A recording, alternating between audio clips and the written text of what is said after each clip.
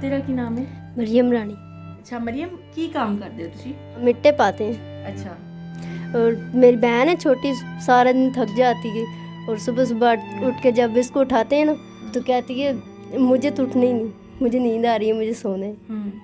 और सुबह सुबह मैं तो उसको उठा देती हूँ, मैं ठंडे पानी से मुँह धोते हैं, पेड़ में जाते हैं, पेड़ शीट बनाते हैं, रेत से अब्बू टोकी ला रहे थे, अब्बू मेरा सारा दिन बीमार रहते हैं, बीमार हो क्या हुआ है अब्बू को? मेरे अब्बू को काला जरकान है। अच्छा, इलाज वगैरह करवा रहे हैं अब्बू को? नहीं, पैसे ही नहीं है, हमारे मदद नहीं है इतनी कि हम अपने पापा का इलाज करा दें। इतने पैसे नहीं होते कि आप लोग पापा का इलाज करवा लें, ये कहना चाह रही हो? जी, मैं सारा दिन हमारा हफ्ते का राशन नहीं पूरा होता। हफ्ते का राशन पूरा नहीं होता? जी नहीं, इतनी हज़ार हम निकाल नहीं सकते। मेरा पापा बीमार है, मेरी माँ बीमार है, सब बीमार हैं, तो क्या करें हम हफ्ते का राशन किधर? तुम दोनों ही सारा काम करती हो ईंटों का? जी, मेरा पापा हॉलीडे दिन बीमार है ना, तो रेड़े सटता रहते, हमारे आगे हम निकालते रहते।